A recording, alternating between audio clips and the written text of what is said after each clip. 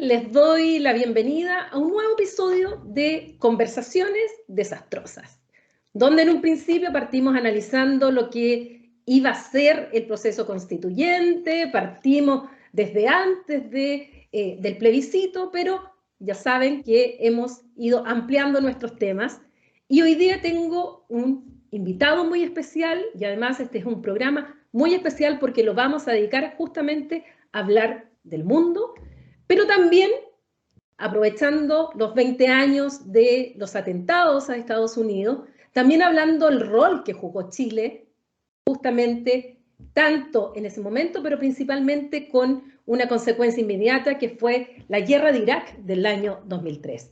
Así que quiero darle la bienvenida y agradecerle muy sinceramente al expresidente Ricardo Lagos Escobar. Don Ricardo, muchas gracias por concedernos este tiempo y conversar sobre política internacional y conversar también sobre lo que usted vivió en la toma de decisión de aquel año 2003. Bueno, muy bien, muchas gracias por la invitación. Y creo que es una conversación desastrosa porque está un poquito destrozado el mundo que conocimos. Y porque vamos a un mundo que intuimos que va a ser distinto de aquel del cual venimos. En el fondo, tú, yo, somos herederos de la revolución industrial. Los parámetros que teníamos venían de allí, de cuando el ser humano descubrió la máquina a vapor y multiplicó la productividad al infinito. Y mira tú, en 200 años éramos menos de 1.000 millones. En 200 años después éramos 6.000 y ahora somos 7.000 millones. Pero entre los 1.000 que éramos por ahí por el 1800, en el 1900 ya éramos 1.600. Pero de 1.600 pasar a 6.000 en los siguientes 100 años, algo jamás visto. Una vez me contaron, no sé si será cierto, tú lo puedes averiguar, que los seres humanos que hoy estamos vivos somos más que los seres humanos que jamás han existido desde que el ser humano se paró en dos pies en el planeta. ¿Puedes creer eso? Cuesta imaginarlo. Pero junto con la forma, mira tú cómo se expandieron los seres humanos, cómo fuimos capaces de desplazarnos. Lo normal en el pasado era que tú morías en el lugar donde habías nacido, los tumbos 50, 60 kilómetros más allá o más acá, porque era muy difícil el desplazamiento. Y eso cambió todo con la revolución industrial, el ferrocarril y terminamos con los aviones, ¿verdad? Ahora ese periodo que usted señala produjo cambios en las relaciones humanas, produjo cambios en el derecho, porque justamente surgen los derechos económicos, sociales y culturales, claro, en especial por la revolución industrial. También esos cambios llevaron a el enfrentamiento entre dos bloques en su momento, que fue tanto la Primera como la Segunda Guerra Mundial, con lo terrible que pasó en el periodo entre guerras. Y esto nos llevó a este llamado nuevo orden internacional que surge después del año 45. Y después del 45 en adelante vivimos todo lo que fue el periodo de la Guerra Fría, hasta la caída del muro, donde viene también un nuevo periodo con nuevas consecuencias y siempre se habla de nuevo orden internacional. Hoy día, don Ricardo, ¿cuál cree usted que es o hacia dónde va este nuevo orden internacional cuando venimos sufriendo toda una serie de transformaciones en que se habla de la cuarta revolución industrial, donde está la revolución de las tecnologías, donde está justamente, aparece Internet, donde está el 5G y donde también nos encontramos en un escenario en que algunos autores hablan, como Joseph Nye, de una rivalidad cooperativa entre Estados Unidos y China, o donde Marsheimer habla más de una situación de riesgo posible, incluso un enfrentamiento nuclear en el mar de China. ¿Cómo ve todos estos factores y hasta dónde usted cree que vamos? Más encima, cuando nos encontramos con una pandemia, el cual Ningún Estado Esa es la estaba preparado para esto. Y cambio climático, porque dentro de todo esto tenemos ese tsunami mucho más grande que el cambio climático. ¿Hacia dónde va usted? ¿Dónde se pone usted? ¿En el lado optimista, que algunos dicen que esto va a reforzar el multilateralismo porque los estados se van a dar cuenta que solos no salen de esto? ¿O del lado pesimista, que dicen que esto finalmente va a ser el sálvese quien pueda y esto va a llevar, como ha pasado en muchas partes del mundo, incluyendo en Chile, a movimientos que hablan contra el multilateralismo, contra las organizaciones internacionales, contra la cooperación y piensan en muros, piensan en cerrar fronteras y piensan en una soberanía tan añeja que realmente en un mundo de hoy, como usted lo señalaba, donde el desplazamiento, las comunicaciones, todo es tan rápido, nos enteramos al segundo en lo que pasa a miles de kilómetros o queremos volar en menos tiempo a un lugar donde antes se viajaba o en barco por meses o sencillamente. ¿Dónde se ubica usted? ¿En los optimistas o en los pesimistas en este escenario tan complejo que estamos viviendo? Yo me ubico en un tema mucho más trascendente, que es un cambio epocal. En la historia de la humanidad los cambios epocales no han sido más de 6 o 7. Pero este cambio epocal, que parte con la revolución industrial, tú me hablas muy bien de los periodos después de las 2 guerras mundiales. Sí, claro, por supuesto. Y el surgimiento de Naciones Unidas, en donde por primera vez el ser humano pensó que podíamos tener una administración del mundo global de una manera civilizada. Y eso fue el sistema de Naciones Unidas y el Consejo de Seguridad, el Consejo Económico Social, Bretton Woods, con las instituciones, todo eso corresponde a la revolución industrial. Y la revolución industrial, para decirlo derechamente, son 2 cosas. Uno, los recursos financieros para comprar la máquina a vapor. No estoy exagerando, claro. 2, los trabajadores que hagan andar la máquina. Y unos creen que es más importante la plata para la máquina y establecen la amortización. Yo le garantizo que usted trabajando acá en Chile, después de 10 años, si su máquina dura 10 años, le autorizo a amortizar su máquina el 10% al año, de manera que al término de los 10 años usted compre una máquina nueva. Mire que soy cuidadoso con el capital. No, pero también yo soy cuidadoso con los trabajadores, etcétera, etcétera. Y cuando llegan a viejos los trabajadores, hay que hacerse cargo de ellos para que tengan una vejez digna. Y surge entonces la seguridad social. Bueno, entonces el mundo, unos tiran más para allá y otros tiran más para acá. Y surgen las izquierdas y derechas. Y el concepto a favor de cuál, porque no, mire, sin plata para el capital, sin el trabajador, etcétera. Ya, no, ¿para qué entramos? El punto es que hoy entramos con la revolución digital. Y la revolución digital nos cambió de nuevo los parámetros. Explíquenme usted, ¿de dónde salen estos jóvenes chilenos que venden y son, ¿verdad?, los que venden en más de $1.000 millones su invento? ¿Eso es el capital? ¿Eso es el trabajo? ¿Eso es esto? Hay un mundo distinto que se nos abre. Pero ese mundo distinto que se nos abre tiene que ver con lo que tú decías. Entramos a una época distinta. Atrás quedó el mundo industrial. El mundo industrial que lo aprovechamos intensamente. Tan intensamente que aprendimos a depredar el mundo. Y mira tú donde ahora entonces estamos preocupados del cambio climático, porque es esencial. Porque no es que va a desaparecer el planeta Tierra. Vamos a desaparecer nosotros, los seres humanos, porque el planeta Tierra va a ser inhabitable para nosotros, los seres humanos, si no lo cuidamos. Así de claro es el desafío que tenemos hoy. Por primera vez está en cuestión la especie humana en este planeta.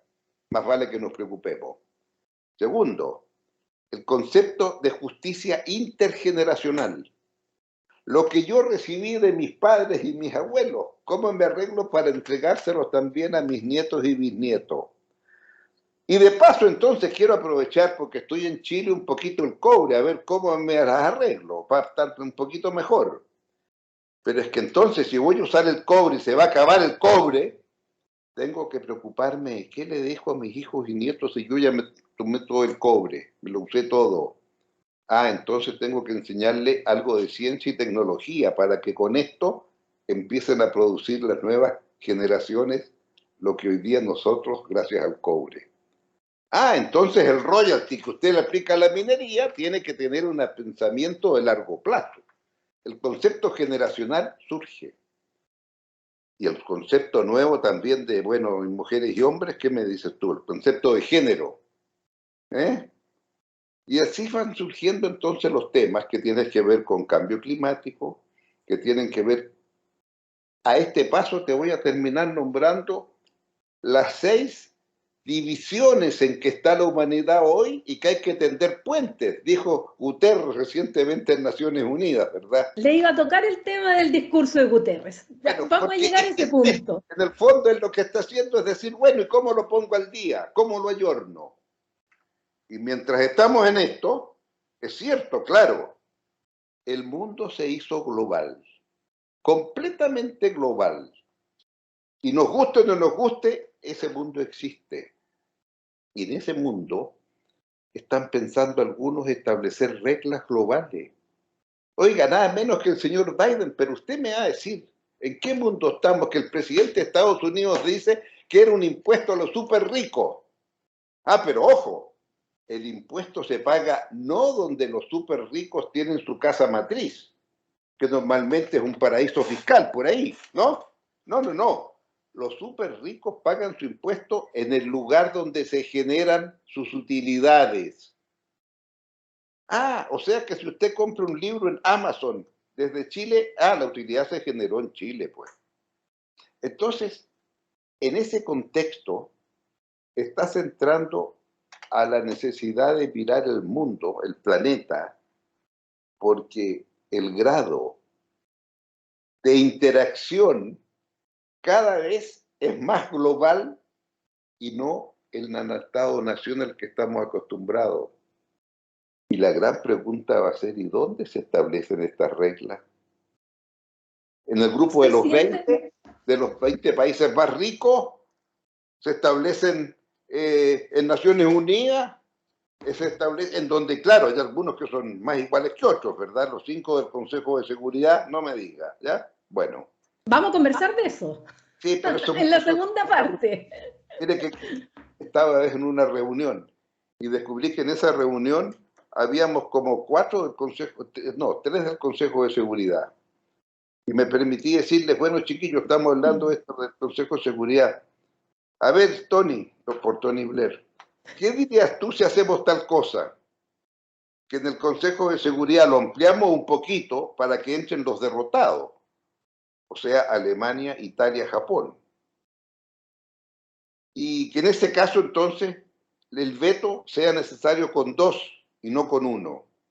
Porque, claro, se van a ver más de todo. ¿Qué te parece esa idea? Mi respuesta es muy fácil, Ricardo. La veto.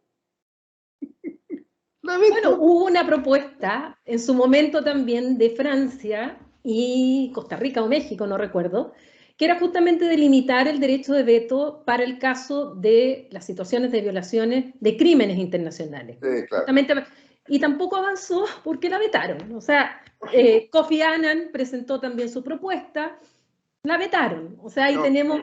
Esas cosas son así. A algunos países solo le queda el veto, porque los cambios son muy rápidos. Pero en fin, no se trata de entrar en ese terreno. Creo que ahora entonces, ¿qué es lo que tenemos? Tenemos un cambio epocal de la revolución industrial a la digital, que nos cambia los parámetros. Y en medio de ese cambio epocal, nos damos cuenta que, entre otras cosas, con la rapidez de la comunicación que es instantánea, antes estábamos acostumbrados que los días comenzaban con el diario en la cama y en la casa. Y al día siguiente era el otro día. Ahora las noticias son 24 horas sobre 24. Porque claro, mientras unos duermen, los otros ya están despiertos. Y por lo tanto las noticias permanentes. Y porque es así, la política cambió. En el viejo mundo la política era vertical. Habla el líder, ordena. Habla el partido, ahí están los parlamentarios listos. Se porta mal el parlamentario, le garantizo que no lo voy a poner en la lista para la próxima elección. Más vale portarse bien. Era un mundo vertical. Tú vas a estar transmitiendo esto en YouTube. No quiero decir lo que van a estar diciendo en las redes sociales respecto al señor Lago. Sigue hablando, ¿por qué no se queda callado? ¿Eh? Ya, listo. Esa es la respuesta. Entonces creo que es tan importante entender que vas a tener ahora un cambio epocal que te va a cambiar los parámetros de izquierdas, derechas, de esto y lo demás allá. En que la ciudadanía va a exigir, primero, ser escuchada. No estoy dispuesto a esperar 4 años para otra elección. Quiero que usted me escuche ahora. Y tú vas a tener que crear mecanismos para aprender a escuchar. Y junto con aprender a escuchar, a entender que cuáles son las demandas futuras. Porque precisamente porque estoy satisfaciendo las demandas indispensables hoy, una vez que estén satisfechas surgirán otras nuevas. Y tengo que adelantarme a esas nuevas. Y aquí yo creo que estamos en el punto final. ¿Cuánto de esto va a significar una forma distinta de hacer gobierno y entenderlo? Porque en último término tú gobiernas para la democracia, para mantener la posibilidad de un entendimiento civilizado entre seres humanos que pensamos distinto.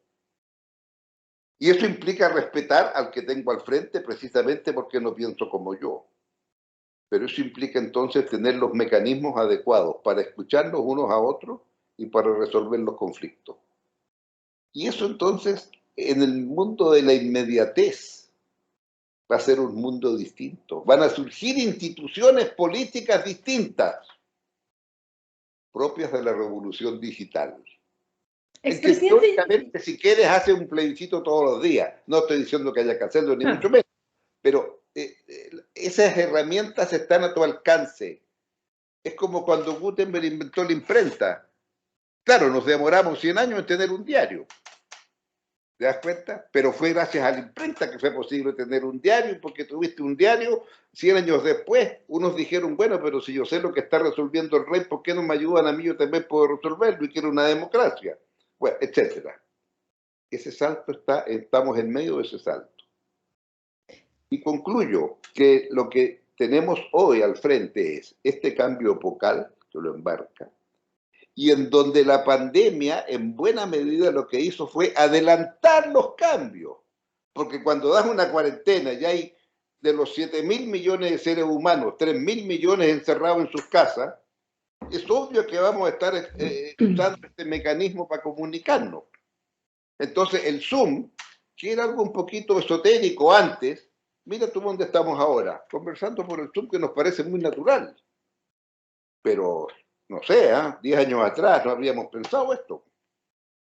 Desde el punto de vista del sistema internacional, elevemos a cómo los actores internacionales están reaccionando a estos desafíos globales, porque finalmente son desafíos globales. Estábamos hablando de la revolución digital, eso significó que muchas personas dejaran de tener trabajo, porque una máquina vino a hacer lo que esas personas hacían. Y muchas de esas personas, al no ser reconvertidas, ya sea por que no tuvieron la posibilidad, porque los estados no le dieron la posibilidad de reconvertirse. El presidente Barack Obama, él reconoce que ahí tuvo justamente una debilidad y que implicó mucho voto a Trump, aquellos que perdieron el trabajo, pero no por un inmigrante. Le hicieron ver que era por un inmigrante, por supuesto, con este discurso, las noticias falsas y todo lo que este iliberalismo ha ido ganando fuerza, o populismo, sobre todo de ultraderecha, pero que finalmente esas personas perdieron su trabajo porque una máquina los pasó a reemplazar. Y se encontraron con que Detroit, que es uno de los lugares más paradigmáticos en este sentido, bueno, se cerraron empresas y todo, y viene ese voto de rabia, viene ese voto que finalmente va hacia aquellos que les prometen una solución, que le dicen, hoy vamos a construir un muro, vamos a evitar la entrada de inmigrantes, o vamos a evitar, no existe el cambio climático o los efectos negativos, y viene toda esta suerte de mezcla este cóctel tan peligroso entre, por un lado, la desinformación, la manipulación de las emociones y también lo que estas teorías conspirativas que empiezan a surgir, pero finalmente uno tiene que pensar en esa persona que perdió el trabajo, en esa persona que está cesante, en esa persona que no sabe que fue una máquina, no sabe que fue la industria, no sabe que fue la innovación. Él sabe, lo único que sabe es que no tiene trabajo. Y eso está pasando a nivel global. Lo podemos ver en las elecciones en Francia, porque el voto de Marine Le Pen ha ganado sobre todo en sectores que antiguamente eran industriales. Lo estamos viendo en muchas partes del mundo. Entonces, hay desafíos globales. Uno, la revolución industrial que tiene, la revolución digital que tiene efectos muy positivos, pero al mismo tiempo negativos. La globalización que ha tenido efectos muy positivos, pero también negativos. La pandemia que nos ha puesto en una situación en jaque a todos los estados y el cambio climático. Si pudiéramos tener un poco así la visión de los grandes desafíos globales. ¿Cómo se están comportando hoy los actores internacionales, es decir, los estados, las organizaciones internacionales? Fundamentalmente estoy pensando en la Organización de las Naciones Unidas, la Organización Mundial de la Salud, y además... Es parte de Naciones Unidas. Que es parte de Naciones Unidas, pero que al mismo tiempo su financiamiento depende mucho de aportes privados, y en especial el segundo que más le aporta es la Fundación Bill Gates, y no son los estados, lo que también eso ha sido bastante criticado por algunos en cuanto a su autonomía. ¿Cómo ve el mundo y cómo nos estamos comportando y cuál es la voluntad política a nivel internacional para seguir avanzando? Sobre todo lo estoy pensando en el ámbito del multilateralismo y de si es que hay que crear cosas nuevas o cambiar las que Digamos que están. buena parte de lo que tú has planteado ocurrió 200 años atrás, ¿verdad? Cuando apareció la máquina de vapor. Sí. Y la industria textil implicó que en vez de estar tejiendo con los palillos, y entonces, ¿qué es lo que hacían? Metían fierros para destruir las máquinas que destruían el trabajo. O sea, y por supuesto, ¿verdad? Malthus hizo la predicción de que el ser humano se multiplicaba, ¿no?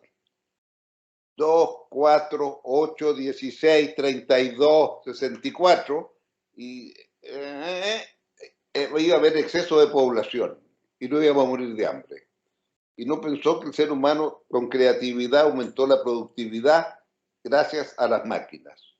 En consecuencia, este tema existió también 200 años atrás.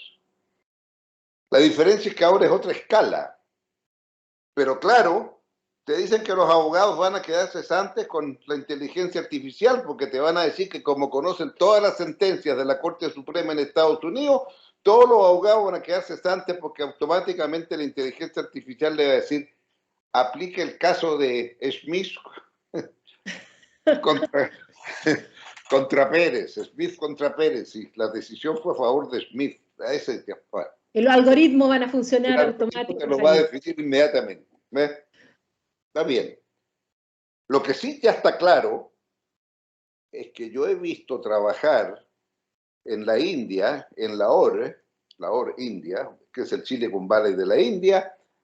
Entré en un edificio y me dijeron, en este edificio, 34 pisos, este edificio todos trabajan con el horario de Alemania. ¿Cómo es eso? Sí, porque todos los que están adentro están haciendo servicios para industrias alemanas. Todos los contadores de las declaraciones de impuestos de Alemania, una buena parte se hacen en la India y esa gente trabaja con el horario que hay en Alemania. Los call centers, Bueno, están ahí. ahí está. Bueno, entonces, ¿qué quiere que te diga? Creo que esto ha ocurrido otras veces y por lo tanto estamos en ese proceso. Lo que ocurre con la pandemia es que automáticamente es una respuesta política. Se dijo, bueno, frente a las pandemias vamos a tener pandemias futuras. Proponemos hacer un gran tratado internacional, firmado por cada país se compromete a.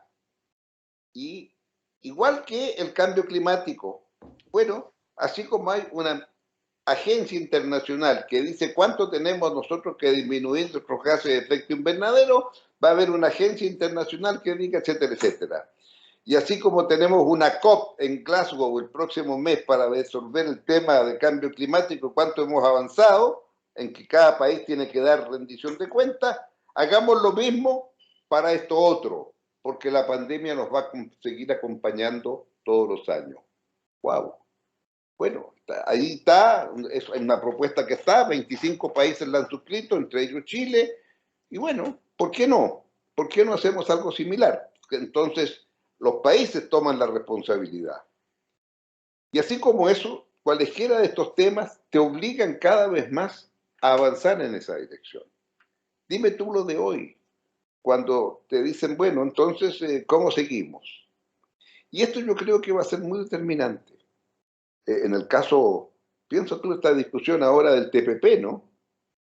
Esta discusión del TPP que es tan doméstica, la encuentro por los que se dicen, pero claro, no es menor el que ante el desafío de Estados Unidos, que establece este grupito con Australia, el Reino Unido y la India y Japón, para tener el Quad, bueno, para tener esto, ¿cuál fue la respuesta de China? Pido ingresar al TPP. O sea, yo pido ingresar al más importante de los tratados que tienen que ver con el Pacífico.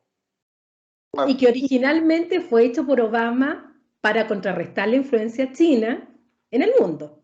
Bueno, claro. O sea, el TPP, cuando pidió entrar Estados Unidos, ojo, ¿sabes quién fue el primero que pidió entrar al TPP? Bush.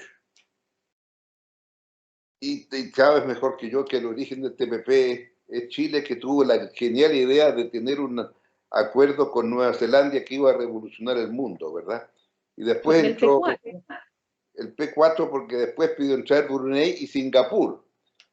Y yo anuncié en una cumbre de los países del Asia-Pacífico, de APEC, anuncié, dije, se ha formado un importante acuerdo entre 4 potencias. Me miraron todos como diciendo, Chile se volvió loco. Sí, sí, sí, dije yo. Fíjese usted, Brunei, Singapur, Nueva Zelanda y Chile, 4 potencias. Bueno, pasaron 4 años y Estados Unidos dijo, mire qué interesante esto, me interesa, yo quiero entrar. Y ahí comenzó la discusión, ahora ya de otro nivel, porque Estados Unidos dijo, sí, pero también Japón, pero también también el otro, y se armó ya. Y ahora mire usted, si usted hace el TPP y el TPP entra a China y entra a Estados Unidos, sería el acuerdo comercial más grande del mundo. Y el Reino Unido, que además pidió su adhesión después del Brexit. Y el Reino Unido, que desde allá dijo, ya no soy Europa, ahora yo pido entrar al TPP. No, orgulloso me sentí yo diciendo, mire ustedes, los inglesitos quieren ahora, ya. Y lo acaba de ratificar Perú, por lo que entiendo también. Lo acaba de ratificar Perú también. Sí, claro, claro. Perú ya nos lleva ventaja. Pero bueno, esa es otra historia. Pero lo que quiero decir es, el mundo te va a obligar a pensar en este tipo de grandes estructuras. Y efectivamente está también el viejo tema eterno de los imperios, o llamémoslo así, de países que se arrancan, tienen un desarrollo acelerado por distintas razones y hacen entonces que algún rey importante haya dicho, en mis dominios no se pone el sol, ¿no? Don Carlos V, Carlos I de España, sí. Era Carlos V en Alemania. Este Don Carlos, en sus dominios no se... Claro, porque hasta Filipinas estaban en sus dominios. Así es la vida, ¿verdad? Estamos hablando de España. ¿Y cuánto le duró? Y Portugal, que sacó también, digamos, usted Magallanes y toda la historia. Bueno, no sigamos. Lo que quiero decir con esto es que eso es normal. Ahora, que eso lo dijo el señor Tucídides en la época de los griegos, ¿verdad? Cuando una ciudad-estado va para arriba y otra ciudad-estado va para abajo, bueno, ¿quién da el golpe primero? El que va para abajo, antes de seguir bajando, pegarle al más chico, o el más chico ya se siente poderoso y desafía al grande. Pero el conflicto es inevitable, dijo. Estamos en el dilema de Tucídides hoy día entre China y Estados Unidos que nos pueda llevar a una situación de Bueno, enfrentamiento? no sé, alguien hizo el estudio desde 1700 en adelante y descubrió que había habido 12 o 14 situaciones alotucídides, de las cuales 8 terminaron en guerra y 4 terminaron en nada. Hubo paz. Ya, esperemos que termine en nada esto que estamos ahora. Esperemos lo segundo, ¿verdad? Claro. Sí. Pero, por ejemplo, claro, todos te dicen que es Tucídides en acción, cuando Alemania ve que su hegemonía en Europa empieza a estar amenazada, bueno, por Inglaterra, claro, pero Inglaterra es lo inmediato, aunque más atrás está Estados Unidos. Entonces la primera guerra fue de frentón a Alemania contra esto, y fue básicamente porque el nivel de la flota alemana iba ya subiendo y podía amenazar a la Real Flota de la Reina, o del rey de la época.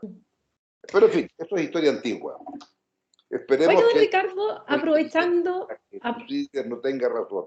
sí, aprovechando la actualidad, con los resultados de ayer en Alemania, una socialdemocracia que se daba por el suelo, que tuvo el peor resultado en las elecciones del 2017 y que hoy aparece como ganándole ya, con los resultados escrutados, por muy poca ventaja a la democracia cristiana y la social cristiana de Baviera. Y además en que en países nórdicos, hoy día todos los países nórdicos están justamente gobernados por socialdemócratas. Y eso no ocurría desde el año 49, según lo que leí. un poquito después, pero Sí. es que a veces incluyen o no a todos los nórdicos, pero en fin, ese tema... ¿Qué piensa de la socialdemocracia hoy día y esto que se que está ahora viviendo en todos están Europa? allí gobernados por gobiernos socialdemócratas, sí. ¿Cuál Y es su opinión de esto? a lo que pasó en Alemania. Ahora, claro, uno ha estado en momentos en que estas cosas ocurren, ¿verdad? O sea, Schroeder, que fue el último canciller socialdemócrata, me tocó coincidir con él en varias ocasiones, y claro, él tenía muy claro lo que venía y que por qué había sido posible hacerlo. Ahora, también es el momento en que Kohl era de la CDU, no obstante, Kohl fue capaz de tener un entendimiento privilegiado con Mitterrand y entre ellos hicieron la Unión Europea, ¿no?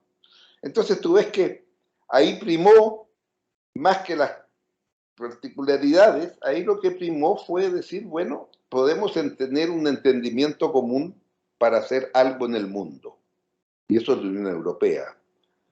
Y creo en consecuencia que lo que ha ocurrido en Alemania, claro, fue una cosa muy estrecha, pero después de 15 años decidieron los alemanes, volvamos a lo otro. Lo importante yo creo que en Europa estas disquisiciones se hacen dentro, acotadas. O sea, nadie piensa, los socialdemócratas, vámonos. O sea, ¿para dónde nos vamos con nuestros euros? ¿No? Eso no existe. Entonces, como alguien decía aquí hace muchos años, Aníbal Pinto hacía su observación. Y acá en Chile nos espantamos. Allá no, porque creo que nos falta todavía madurar mucho en ese sentido. Hagamos un cambio pasemos de lo global y lo contingente. Yo quiero aprovechar de esta conversación con usted porque se acaban de cumplir los 20 años de los atentados en Estados Unidos por parte de Al Qaeda, dirigido por Osama Bin Laden. Se han hecho varias, digamos, documentales.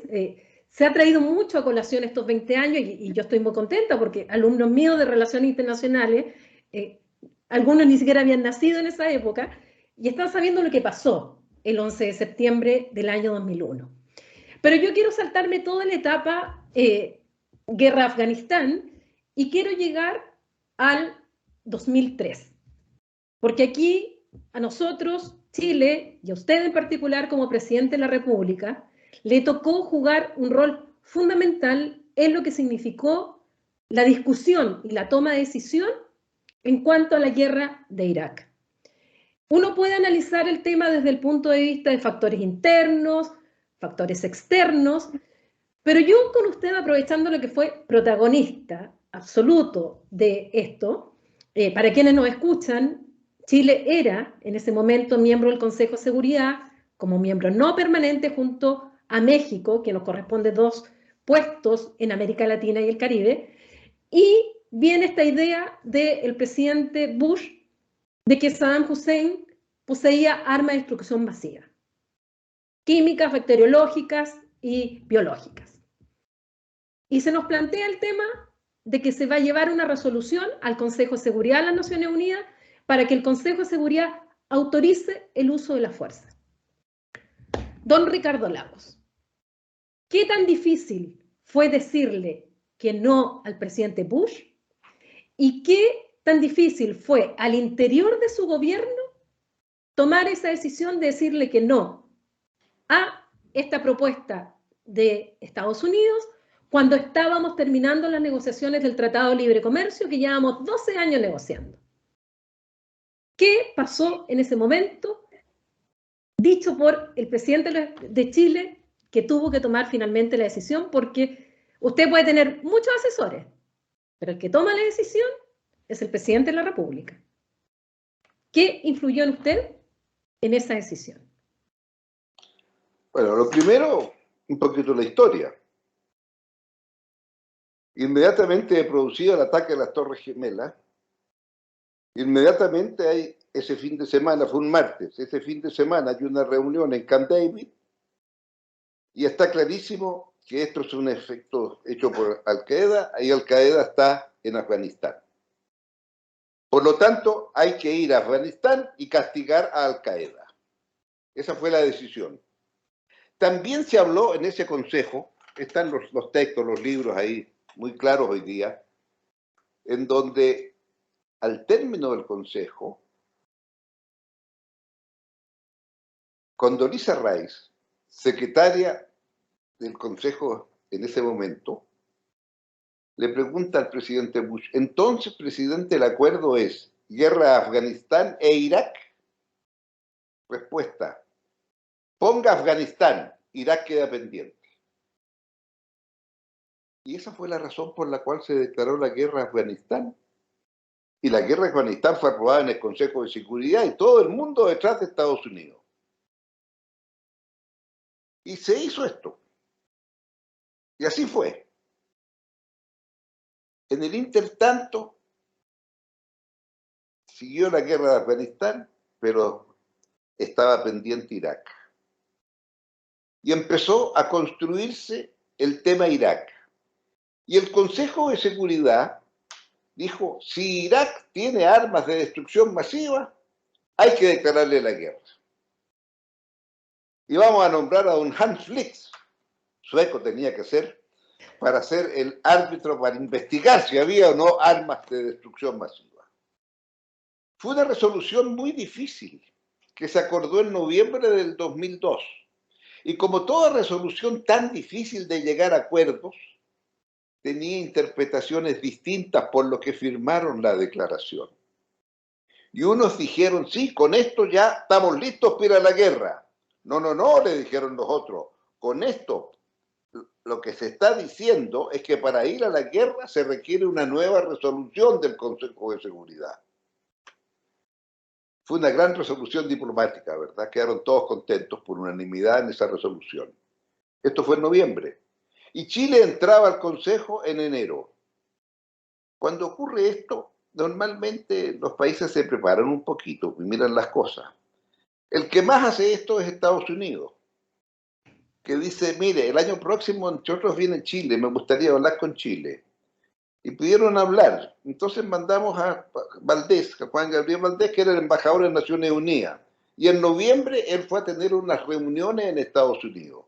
Y le quedó clarísimo que Estados Unidos había decidido que no se requería resolución para ir a la guerra, punto. Bueno, cuando comienza la posición de Chile y Chile asume, Chile fue muy claro en decir que para ellos, para nosotros Chile, dentro del Consejo de Seguridad todo, fuera del Consejo de Seguridad nada, Somos un país pequeño. Los países pequeños a duras penas podemos hacer algo en el mundo. Pero lo que sí exigimos es que en ese mundo haya reglas claras para que no nos pasen a llevar a los chicos. Y el tema de la guerra y la paz lo resuelve el Consejo de Seguridad. Dentro de él, todo. Fuera de él, nada. Y ese fue un principio, a mi juicio, básico de la política exterior chilena, en nuestro interés. Porque claro, la ley de los mares, bueno, cuando yo soy el número uno, yo hago la ley, dice la Gran Bretaña, el Reino Unido.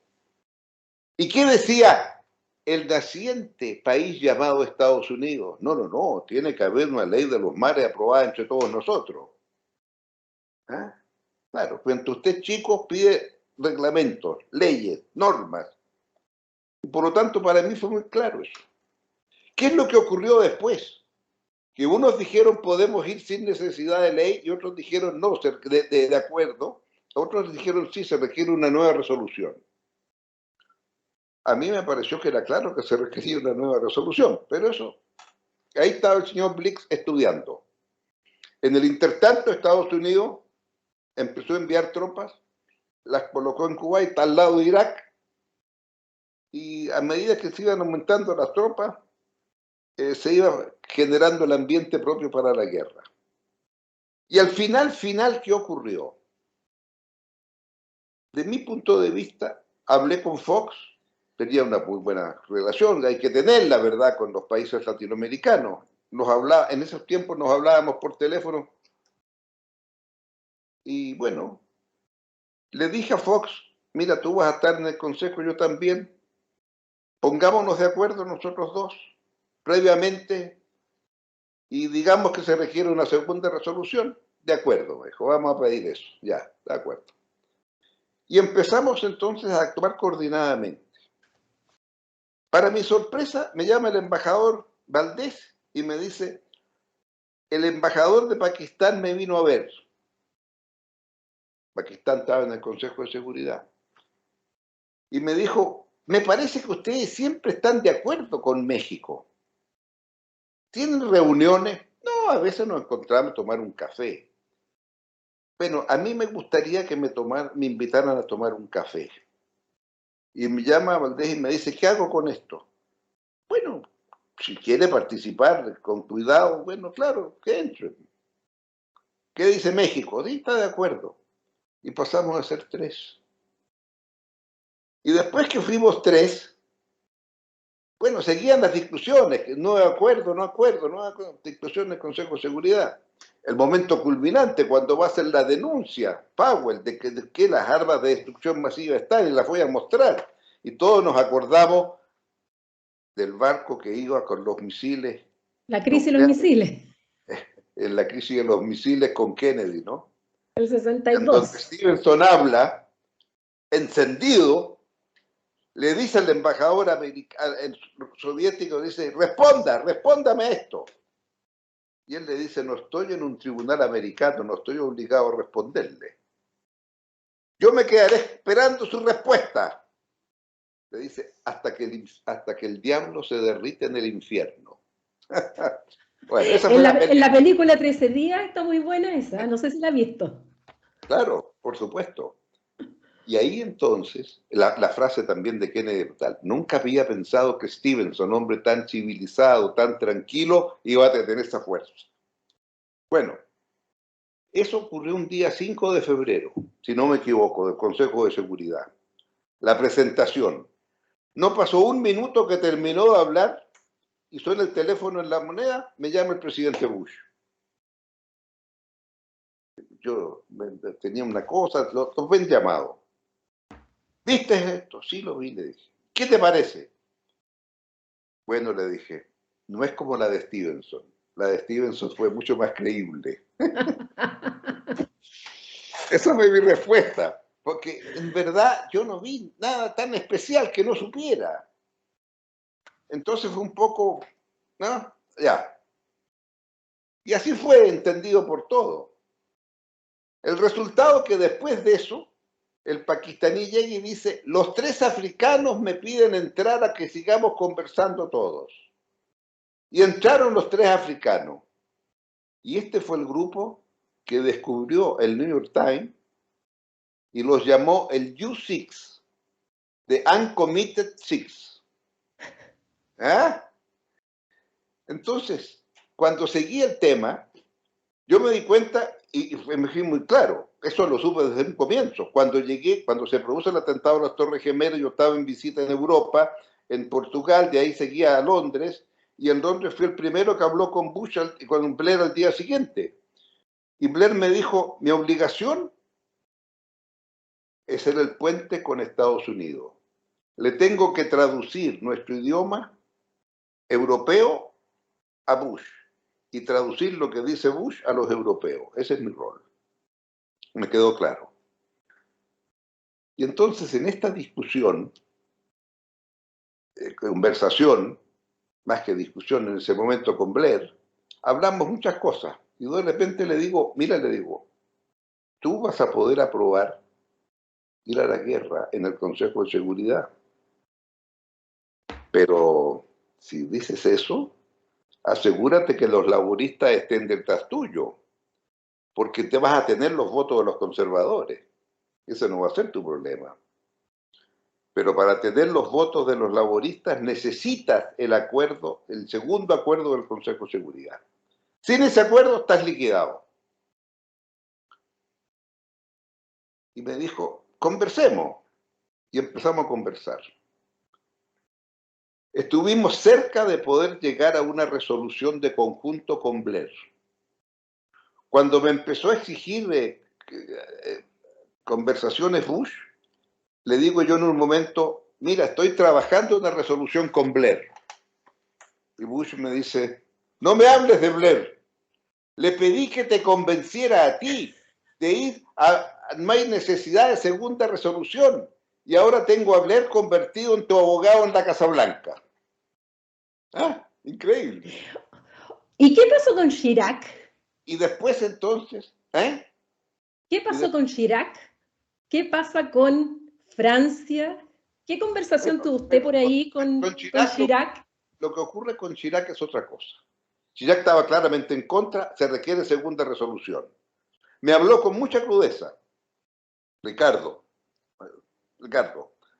te puedo asegurar, no hay armas nucleares, no tienen, eso 100% seguro. Y armas de destrucción masiva, no han encontrado nada, pero no están en condiciones de asegurarme que no haya, que es distinto. No he encontrado y no sé de nada. Mis servicios de inteligencia me dicen, pero a lo mejor hay. No podemos tener esa seguridad. Y eso fue lo que me dijo.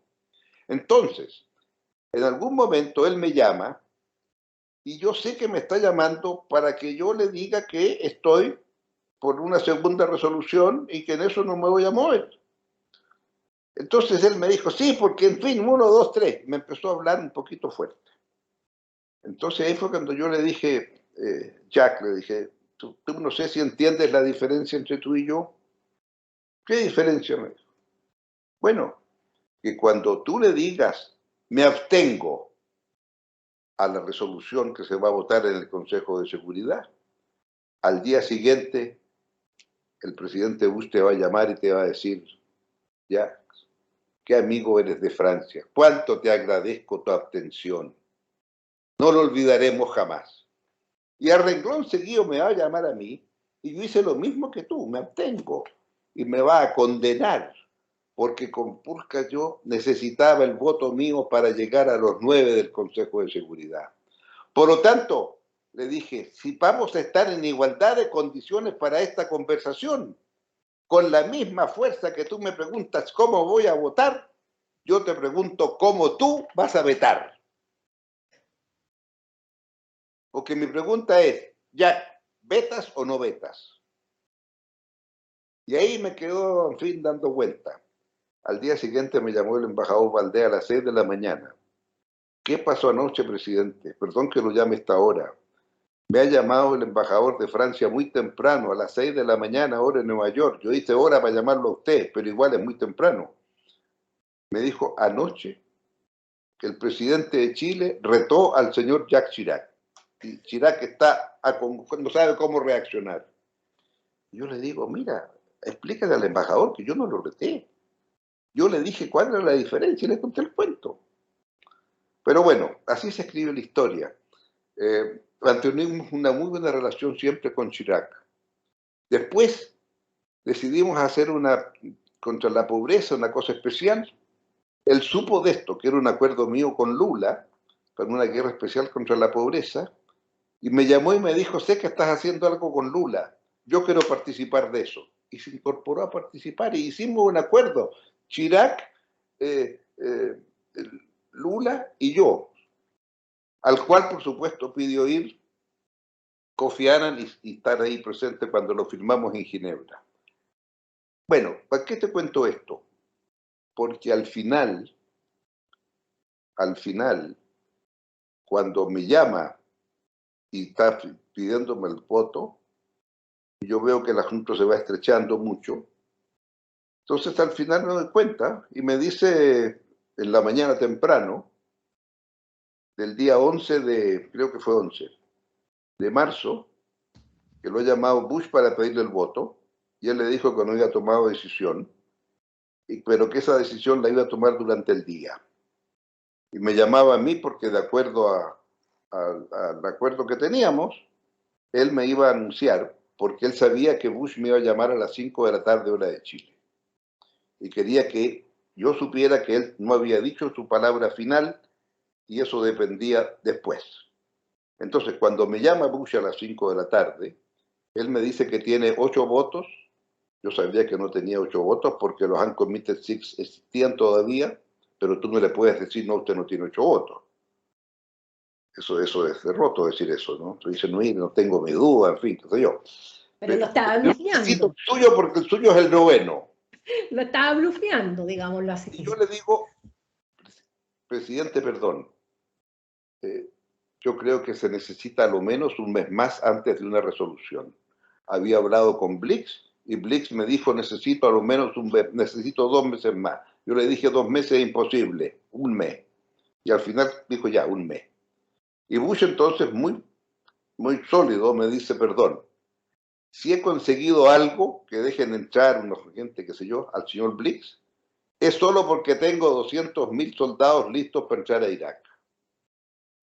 En consecuencia, si tú no me das el voto, y respeto tu decisión, yo igual voy a la guerra. Y voy a hacer una coalición of the willing, de los que están dispuestos a ir a la guerra, sin segunda resolución. El trío de las Azores ahí. Entonces, te pido que te des tu autorización y me acompañes en esto.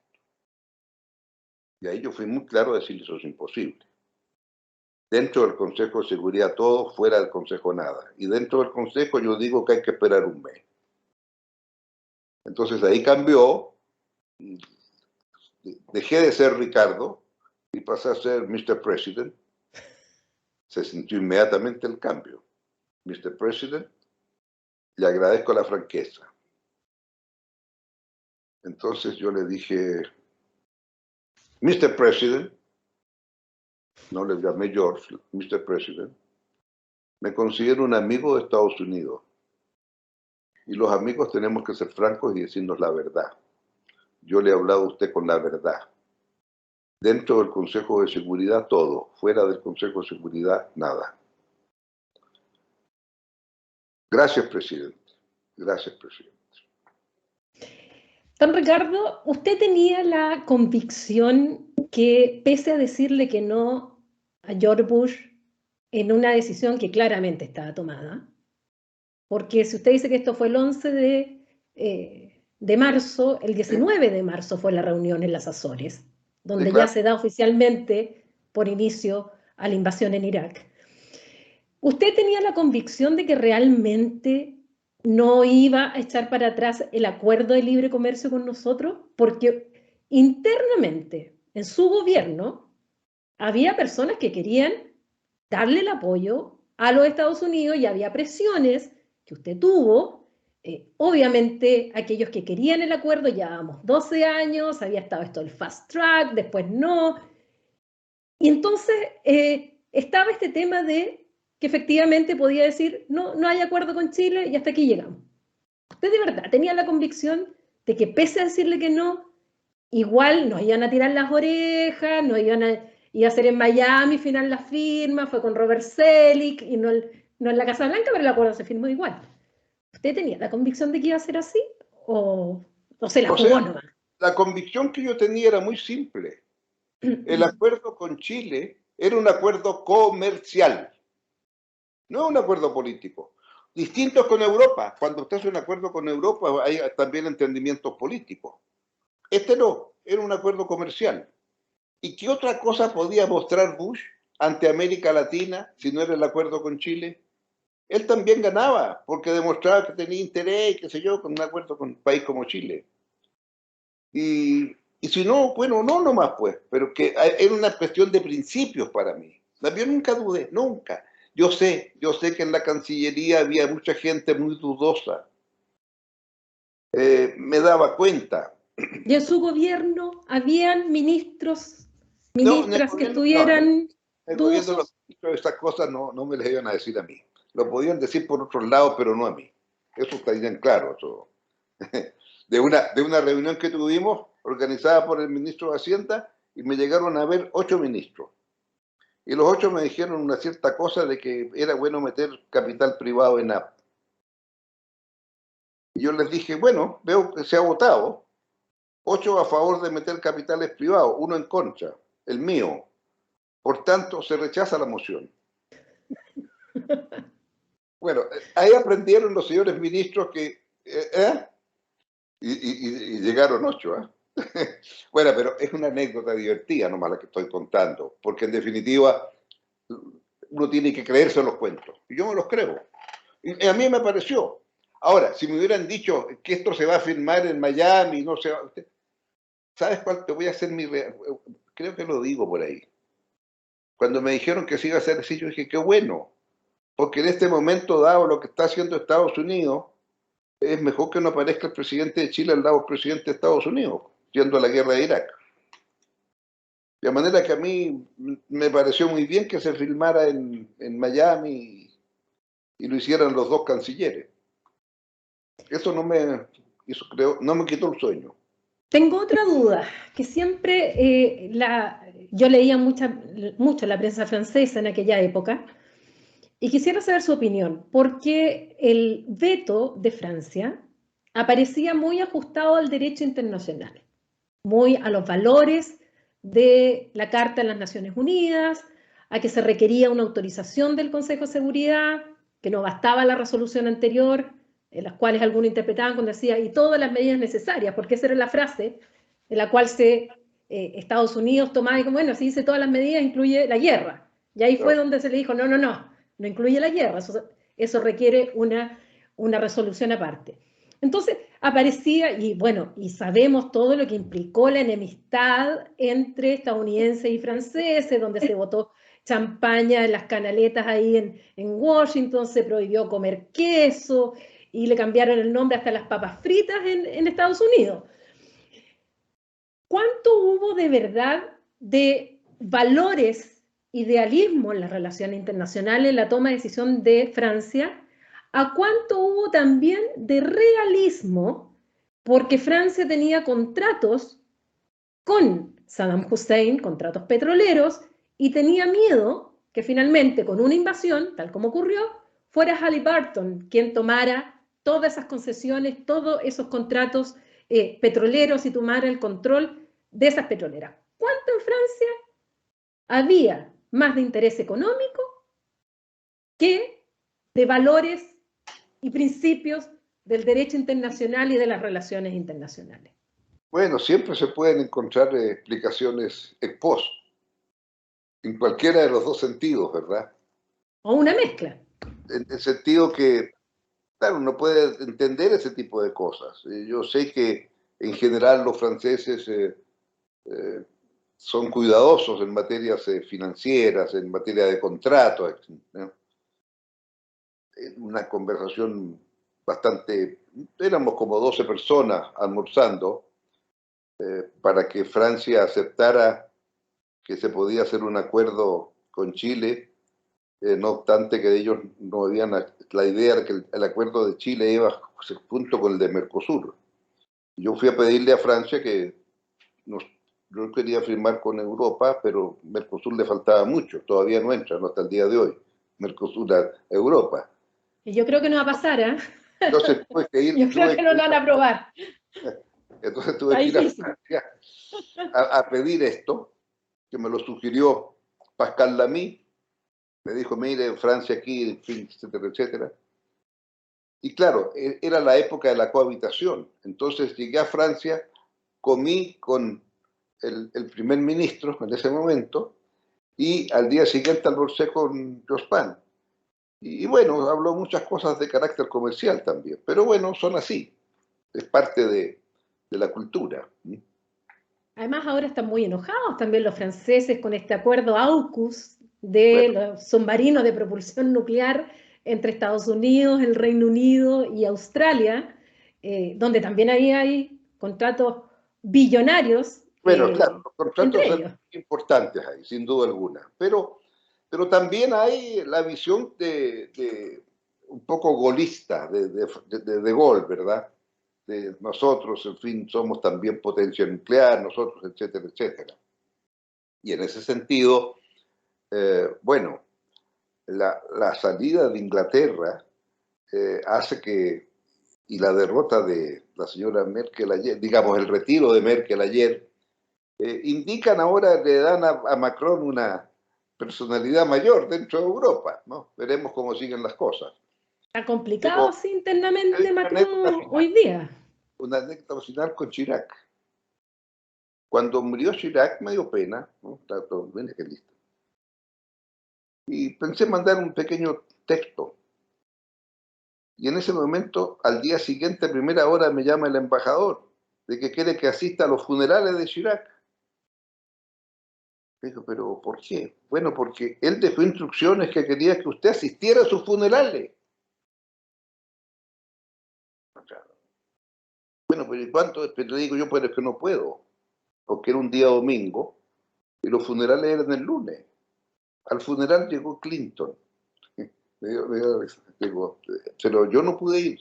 Lo cuento como una anécdota simpática. Jamás pensé que Chirac iba a querer que yo estiera. Me honra, porque era un hombre muy directo, efectivamente, en decir las cosas con mucha crudeza. Y con Chevènement, su canciller, claro, era más fácil, había una relación distinta, en fin, un par de veces vino a Chile en esos tiempos, en esos momentos difíciles. Me acuerdo en unas reuniones que tuvimos en Cerro Castillo en verano, cosas así. Pero fue importante la posición la de Alemania también, ¿no? El gobierno alemán también estaban en contra de los de Irak, o sea, no era menor lo que había allí. Sí. Pero sin embargo había habido una carta de los 10 países que al año siguiente iban a entrar a la Unión Europea y apoyaron esta intervención.